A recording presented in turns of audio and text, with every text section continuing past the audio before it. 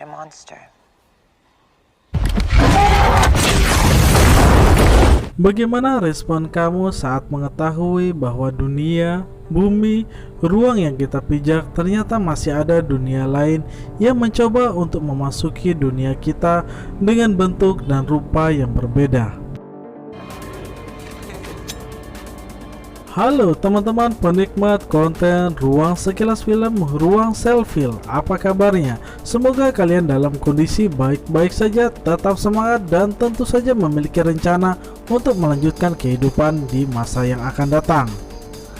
Dan pada episode Ruang Sekilas Film kali ini, saya akan mereview sebuah film dari negeri barat yang berjudul Monster Hunter.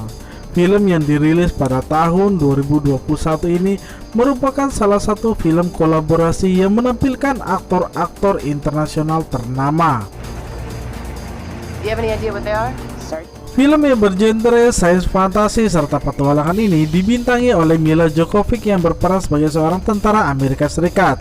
Selain itu ada juga aktor Tony Jung yang berperan sebagai seorang pemburu monster dalam film kali ini. Film ini dimulai dengan menceritakan Kapten Amerika Serikat yang bernama Natalie Artemis yang memimpin pasukannya untuk melakukan sebuah misi, yakni mencari jejak pasukan Amerika Serikat yang hilang tidak kembali selama beberapa waktu. Namun di saat mereka sedang menjalankan misinya tersebut, di perjalanan mereka menghantam sebuah gelombang padang pasir yang berisi awan gelap hingga membuat mereka kehilangan arah. Walau seperti itu, mereka akhirnya menemukan jejak puing-puing tentara Amerika Serikat yang hilang yang mereka cari selama ini. Singkat cerita, mereka mendekati puing-puing yang tidak bernyawa itu. Namun mereka tidak bisa menemukan sebab dan kenapa pasukan-pasukan tersebut terjebak dan tewas di tengah padang gurun pasir ini. Adegan berganti saat kapten mereka Artemis memutuskan untuk melanjutkan perjalanan mencari jalan pulang, di mana mereka tidak menyadari bahwa ada seseorang yang sedang mengawasi mereka dari kejauhan pada saat itu. Dan tiba-tiba saat mereka sedang berhenti, lelaki misterius memberikan tanda peringatan berupa anak panah yang menyuruh mereka untuk menjauh dari tempat itu. Tapi sayangnya Artemis dan pasukannya tidak mengerti kode yang diberikan oleh lelaki misterius tersebut hingga menyebabkan sesuatu hal terjadi. Sesosok makhluk muncul dari bawah pasir. Makhluk setinggi 5 meter ini langsung mengobrak-abrik Artemis dan pasukannya pada saat itu juga. Hujan tembakan dan meriam ke arah monster tersebut tidak membuat monster tersebut lemah. Sebaliknya, seluruh pasukan terlatih Amerika Serikat ini lari terbirit-birit menuju gua menghindari serangan dari monster yang bernama Diablos. Di dalam gua, setelah mereka selamat dari kejaran Diablos, Artemis dan pasukannya kembali mencari cara untuk melewati gurun pasir ini. Namun belum bertemu dengan solusi, tiba-tiba makhluk lain muncul dan mencoba menangkap kapten mereka Artemis. Tembakan pun kembali terjadi. Mereka mencoba menembaki serangga raksasa tersebut. Namun karena dirasa kalah jumlah, mereka mau tidak mau pun harus memilih untuk meninggalkan kapten mereka demi untuk menyelamatkan diri mereka yang hendak dimaksa oleh serangga-serangga di dalam gua tersebut. Adegan berganti di dalam gua di mana ternyata Artemis belum mati. Dia bergerak dan di tengah kesadarannya dia kembali ditangkap oleh monster laba-laba yang bernama Nerkilas.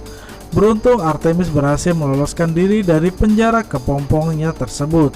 Dan saat dia berhasil keluar, Artemis melihat ada pasukannya yang juga ditangkap oleh Nerkilas. Namun sayang sekali mereka sudah tidak bernyawa.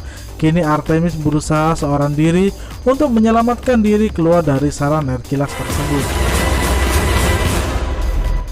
Artemis berhasil selamat dari kejaran Nerkilas pada saat itu. Rupanya Nerkilas sendiri tidak bisa menangkap kapten tersebut karena takut dengan cahaya matahari.